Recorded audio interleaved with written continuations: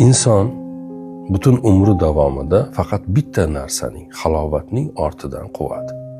Dunyoni kezadi, cho'qqilarni zabt etadi, boylik orttiradi, nom qozonadi, ammo kun poyoniga yetib quyosh botadi va oyoqlari uni hamisha bir joyga boshlab boradi. Qayerga?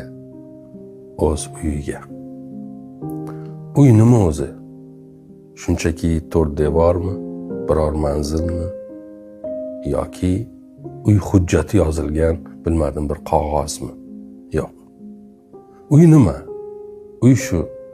Uy bolangizning qahqahasi devorlarga urilib, yana qalbingizga qaytib keladigan bir makondir. Otangizning bir daraxt soyasida orom oladigani, onangizning derazani ochib sayrayotgan qushlarni tinglashi, tomosha qilishi, ana shunday sokin bir go'shadir. Dunyoning butun shovqin so'roni ostonadan ichkariga kiritilmaydigan makonning nomidir uy. Sirdaryoda bunyod etilayotgan muhtasham bir makon hozir aytganlarimizning ayni o'zidir.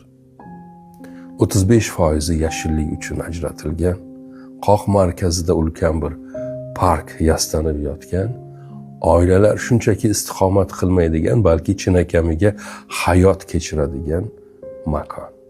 Ehtimol butun umringiz davomida qidirgan o'sha uyingiz sizni ayni shu yerda kutayotgandir. Kim bilsin. Bir boring, ko'ring, tanishing, balki sizga ham manzur bo'lar.